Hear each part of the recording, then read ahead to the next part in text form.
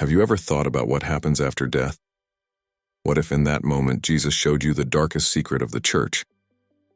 Rebecca Moore died for a few minutes and came back with a shocking revelation about the new pope, a beloved leader, but one who, she says, is leading millions astray. What she saw will either shake her faith or awaken her once and for all. Leave a like, subscribe to the channel, and comment below which city you are watching. Let's spread this truth.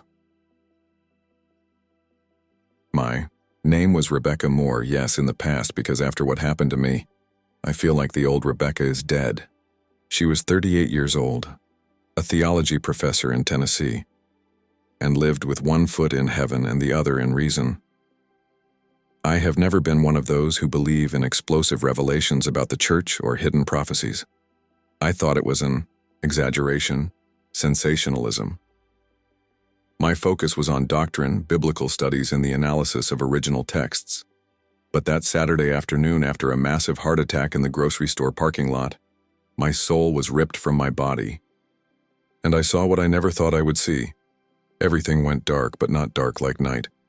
It was a kind of darkness that seemed alive, conscious, that whispered sweet lies in my ear. I screamed, but I didn't have a mouth. I begged, but there was no air. And then, a hand reached through the shadows and pulled me up. When I opened my eyes, or what was left of them, was before Jesus Christ. But what he showed me, God forgive me for having doubted. He told me, "You need to see what is about to happen to my church." And then I was taken to Rome. I saw a golden throne rise and a man dressed in white, but it did not carry the shine of Peter. It carried the seal of deception. When Jesus took me by the hand, I felt something that doesn't exist on earth. It wasn't hot or cold. It was true. A truth so intense that it almost tore me apart. My body no longer existed, but I was more alive than I had ever been. My consciousness was expanded as if every cell of my soul was awakened. He didn't need to say where we were going. It was as if my soul already knew. Rome. But not the touristy Rome that I knew from photos. It was a holy place, and at the same time, violated.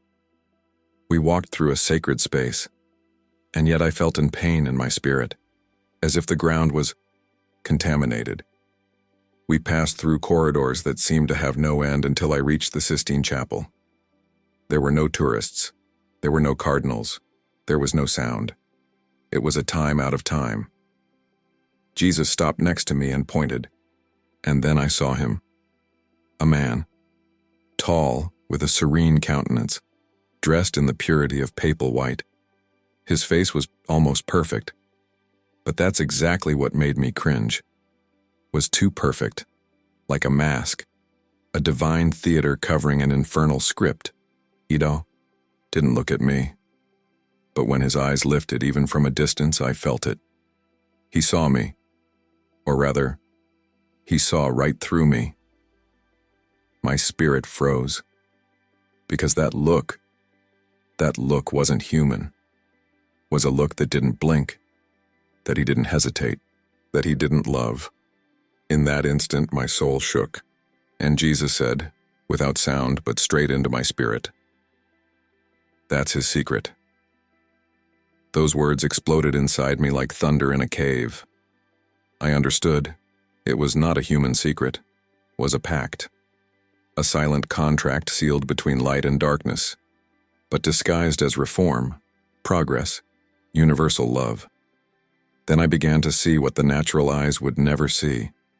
Behind him, a shadow. Something gigantic, dark as living paint, no face, but with presence, an ancient, subtle power that whispered, "Unite. Modernize, accept everything, love without judging." Sweet words with a taste of condemnation.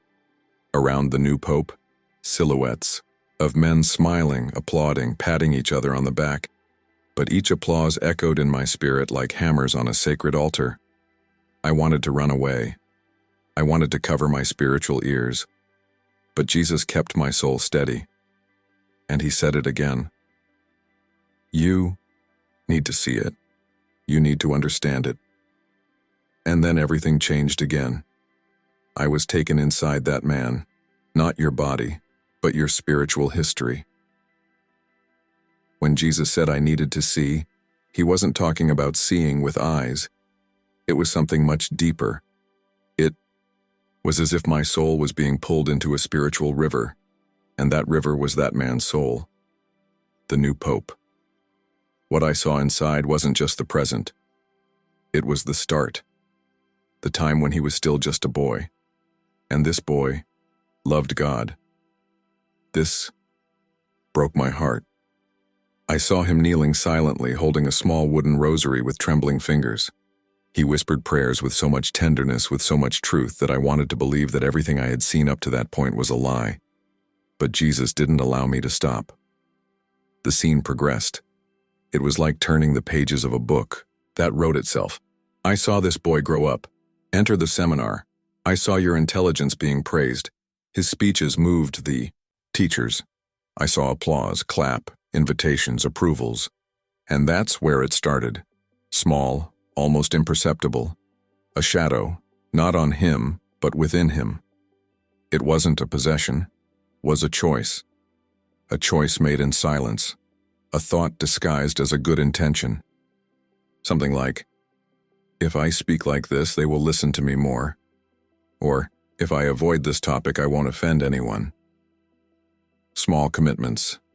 Accumulated commitments. I saw him stop kneeling before the Blessed Sacrament and start sitting directly in the leadership chair. I saw when he stopped quoting Jesus in meetings and started talking only about universal values. His gaze changed with each step. But no one saw, because on the outside he was still the same smile, the same still voice, but I saw it from the inside. And then I saw the meeting, the moment the voice of darkness spoke to him for the first time. It was in a dark room in silence, and there was nothing scary like movies show. No, it was sweet, intelligent, irresistibly reasonable. That voice said, the church needs to change. God doesn't want exclusion. He wants acceptance. You can be the link, the reformer, the peacemaker. Everyone will listen to you. And most devastatingly, he accepted, not with words, but with the heart. He accepted glory in the place of the cross. In that instant, his soul sealed something, a contract without ink but eternal. I screamed inside. I wanted to go back in time. I wanted to say, don't do that. But I was just a witness, an invisible soul observing the fate of another. And Jesus looked at me again, his eyes full of pain, and said, now you know, but you haven't seen everything yet. As soon as Jesus told me that I hadn't seen everything yet, I was pulled, again by a force that was neither wind, nor light, nor sound. Was pure intention, as if God's own purpose led me to the next scenario. Suddenly I was inside a room that I recognized from so many photos, but which now carried a spiritual weight, so intense that it suffocated me, the Sistine Chapel at the time of the conclave. But there, it wasn't how we imagined. It was like God saw. The cardinals were gathered, their robes red as embers. The environment was supposed to be sacred, but in the spirit, I saw a dense fog covering almost everyone's head. It wasn't physical. Fog was spiritual confusion. I didn't hear their words, but I heard their thoughts. Many were tired, others fearful, and some surrendered. There were those who thought about Christ, yes, but there were also those who only thought about power, politics, influence. And then I saw he to enter. The man I had seen before. The chosen one. But he wasn't the one who actually entered. As he walked through the door, I felt something enter with him. A dark entity, formless, but full of authority. It was as if he carried within himself a second presence. At that moment, a voice, soundless but booming, rang through the chapel. The throne is already his. The decision has already been made. This conclave is just theater. And I understood. They weren't there to decide. They were there to fulfill a script. Some cardinals knew, and they trembled. but they didn't have the strength to resist. Others were blind, literally blind in spirit. I saw angels crying in the corners of the chapel, trying to whisper into the ears of the most sensitive, but the words were lost amid the weight of that darkness. And then, the final vote. Not a roll, but a delivery. A surrender. I saw the cardinal's hands move, but in the spiritual world they were like puppets being pulled by invisible strings. When his name was announced, a dead silence fell. Not of reverence, but of hidden horror. A silence where not even God was mentioned. Where the Holy Spirit was not invited. Where the white smoke rose, but in my spirit, it smelled like sulfur. At that exact second, the light that still remained in the eyes of some cardinals went out, and the new pope, that man with the empty gaze and serene smile, he stood up as if he already knew. Felt in my being that the world would applaud, the news would celebrate, the faithful would be moved. But in heaven, there was silence. Jesus just looked at me and said, "Now you've seen how it starts, but you still need to see where it leads." After that look from Jesus, I knew that what came next would be even harder to bear. My spirit was pulled as by a whirlwind of mingled light and darkness, and when I stopped, I was no longer in the conclave. But the new pope was there. Only now he was not among cardinals. He was at the center of the world. I saw crowds gathered, big screens and squares, people crying with emotion, families kneeling with their eyes glued to live broadcasts. It was his first speech as the new pontiff, the pope of the new age, a landmark. And the strangest thing? I felt like applauding too. His words were beautiful, the intonation meek, the look affectionate. He spoke of love, of compassion, of a time of reconciliation between religions, a call for global peace. But my spirit screamed, that doesn't come from God. And it was then that Jesus spoke, without sound, but like thunder in my soul. He is building a mirrored church. She looks like me, but she is not me. Those words pierced my being, and in that instant, my spiritual eyes opened completely. I saw one second church being erected in the invisible world behind the true one. A church made of reflections. It wore crosses, quoted biblical passages, sang praises. But its heart, it was not repentance nor worship. It was acceptance without transformation, inclusion without truth. The new pope did not speak against Christ. He simply redefined Christ. He said that Jesus' love did not exclude anyone, which is true. But I hid that the love of Jesus also confronts, transforms, saves through the cross. I saw that mirrored church expanding like a web. It attracted the wounded, the despised, the confused, and instead of healing them, it put them to sleep. It said, "You are perfect as you are." And they believed, and they slept, and they died inside. I saw pastors from other denominations joining her, not because they believed, but because they didn't want to be left behind. I saw temples changing their liturgies. I saw young people enchanted by the beauty of the new spirituality, and I saw angels walking away, weeping from churches that were once alive. A sinless church, a faith without a cross, a heaven without regret. And at the center of it all, he, the new pope, smiled. But in his shadow there was something that moved, a presence, an invisible specter with eyes like embers that watched everything with pleasure. Then Jesus said to me, "This is the work that the world will celebrate, but in heaven she has already been judged." My soul cried, because I knew millions will walk into this mirrored church without realizing that it is the portal of darkness, and most will never see the difference, because the most dangerous lie is the one that most resembles the truth. After Jesus showed me the mirrored church, that almost perfect copy of the real one, something inside me began to break. It was as if a part of my soul knew, "You haven't seen the worst yet." And then everything around me fell silent. Suddenly, I was inside a church, a cathedral, huge, imposing, full of worshippers singing. It was a celebration of the new era. The new pope was there, in white, with a look that radiated calm and authority. The music was beautiful, the liturgy engaging. The incense rose like a sweet perfume. Everything seemed perfect. But in the spirit, there was a void. It was like a sanctuary, no presence. I was looking, I was hoping, but I couldn't find it, the Holy Spirit. And that was when I understood something that tore me up inside. He had withdrawn, not because God had abandoned the world, but why there was no more room for him there. Everything was filled. But with what? With human emotion, with empty traditions, with popular messages, but not with regret, not with holiness. And then Jesus spoke again within me. The lamp is on, but the oil has run out. They are worshiping the image of the light, but not the light.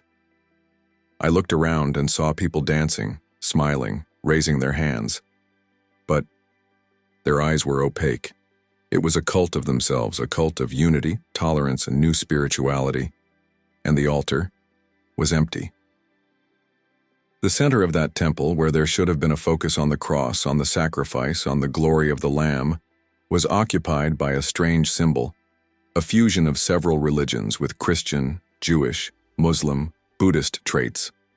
All mixed together, it was the global faith that the new pope preached, and the world accepted it, and the angels cried.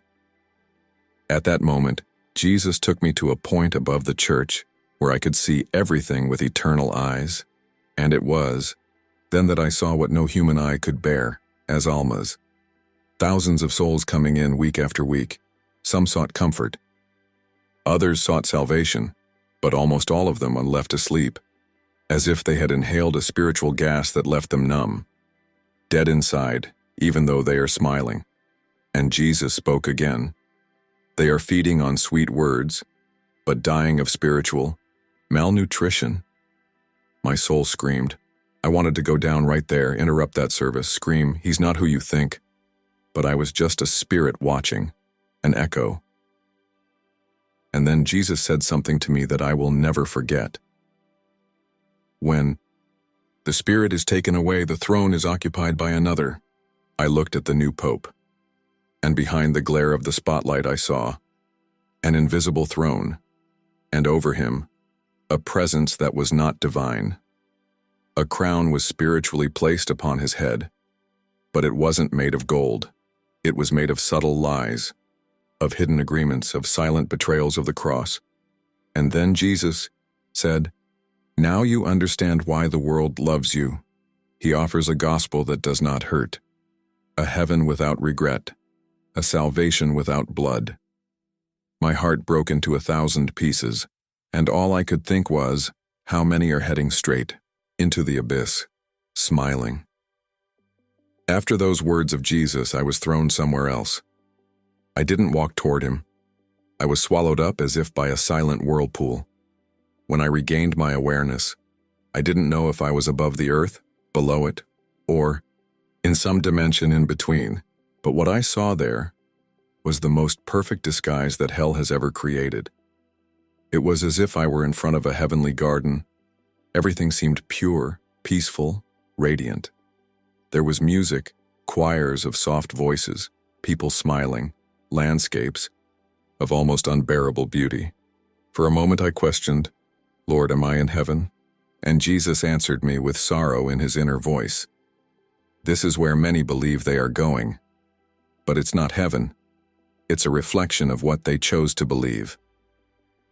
It was then that the truth began to reveal itself. The trees began to wither. The voices began to distort. The smiles froze, and the vibrant colors ran like ink in water. That fake paradise fell apart before me, revealing what was behind the illusion. An abyss. A place of eternal separation from God. But the most terrifying thing was not the appearance of that place. It was the consciousness of the souls trapped there. They didn't scream. They did not blaspheme. They didn't question. They simply knew. They knew they chose that lie. They knew that they preferred the diluted gospel, the God without demands, the heaven without renunciation. And a phrase echoed like a universal sentence. I accepted everything, except the truth. It was then that I recognized some faces, people who I knew had been religious leaders, pastors, priests, evangelists, people who had millions of followers. Their faces were now marked by a serene but eternal pain, the pain of those who realized too late. I saw the new pope there, but not as he was in the world, saw his true spiritual essence, without the white tunic, without the charismatic smile. Just a soul darkened by ambition disguised as zeal. He wasn't there in hell at that moment, but part of it already lived there.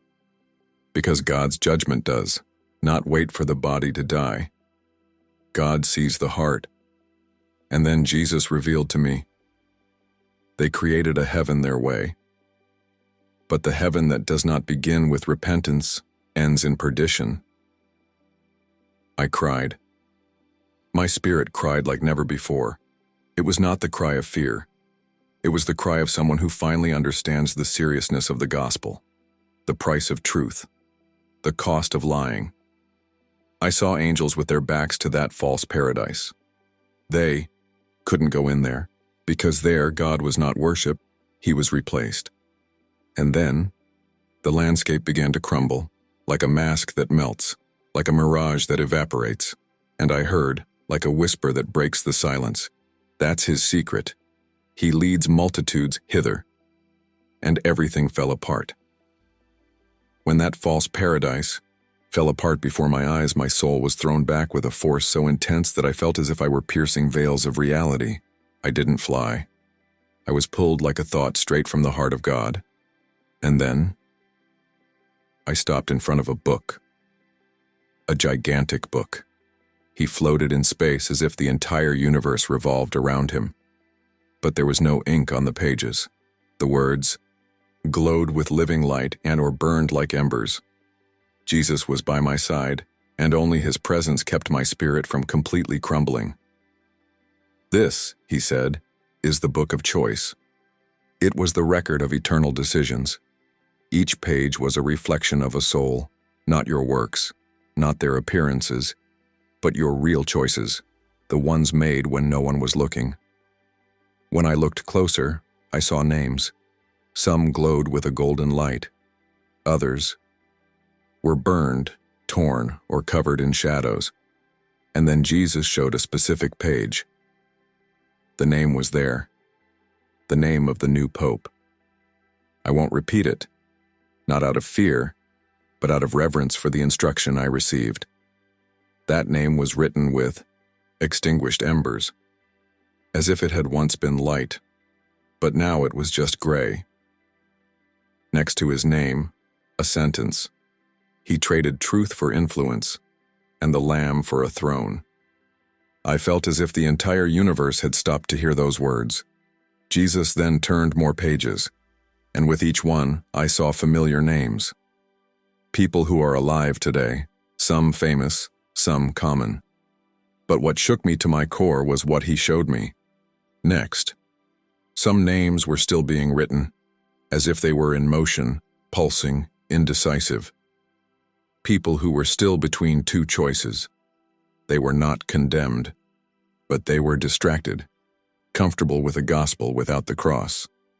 Accommodated in a social, pleasant, safe Christianity. Jesus said, "These are the ones most in danger, those who believe they are saved." But they were never born again. My heart screamed inside. Those souls were surrounded by artificial light, by caressing sermons, by promises without transformation. And then Jesus said something that tore me apart. There are more names on the illusion list than in the book of life. I asked myself, "Sir, how can this be? Why?" And he answered, "Why, it is easy to follow a man-shaped Christ, but few are willing to follow the Lamb who was slain. The true gospel costs everything." At that moment, a tear of fire fell onto the book, a tear from Jesus himself. And every drop that touched the pages revealed another soul who had strayed from following the wrong leader. The Pope that the world loves but heaven rejects. And then I heard, like a whisper that echoed from eternity, "You need to go back and tell what you saw." But it was almost. And then a question came like an arrow into my soul. I didn't formulate it. It just arose within me. What if he regretted it? And Jesus replied, without moving his lips, "My blood is sufficient until the last second." But his heart no longer listens to me. It was then that I saw millions of people around the world following your voice. Good people, sincere people, some with tears in their eyes, raising their hands, thinking they were worshiping God. But your prayers, they didn't go up. They hit an invisible ceiling and fell back onto their heads. Jesus then pointed to the top of the hourglass. There was still sand left, but very little. The time of mercy is coming to an end. What comes next will be justice. And at that moment, the dome above the room opened, and I saw the world. I saw spiritual earthquakes. I saw churches cracking inside. I saw crowds leaving temples and entering centers where the new faith was preached, with stages, lights, inclusive speeches, and no mention of sin. And I heard a phrase like an eternal breath coming straight from the heart of God. All of this started with a choice back there, of a boy who prayed sincerely, who became an applauded young man, who became a revered man, and then chose the world. The hourglass kept running, and every grain screamed, wake up, go back to the cross." I still stood before the hourglass, my spirit trembling. Each grain that fell seemed to echo inside me like a final beat, and then, when the last handful of sand flowed, everything around me stopped. It didn't stop like a movie on pause. It stopped like the heart of a dying man. The pause before judgment. The room disappeared, and I was pulled, I don't know how to describe it, out of everything, as if I were crossing the threshold between time and eternity. And it was then that I owe you, Jesus, not like before, when he walked beside me. Now he was in glory, living glory. His eyes weren't just light, they were consciousness. His voice wasn't sound, it was absolute truth piercing every atom of my being. He looked at me, and even without speaking, everything has been said. I felt my spirit shake with a final revelation. You saw the mistake. You saw the false throne. You saw the flock being led by a soulless shepherd. Now, you must scream. But how to scream? I had no body. It had no mouth. There was no sound. And he responded within me. Your cry will be the testimony. It will be planted like a seed in time, and it will reach those who have ears. And then a scene was shown to me, something that makes me shudder even now.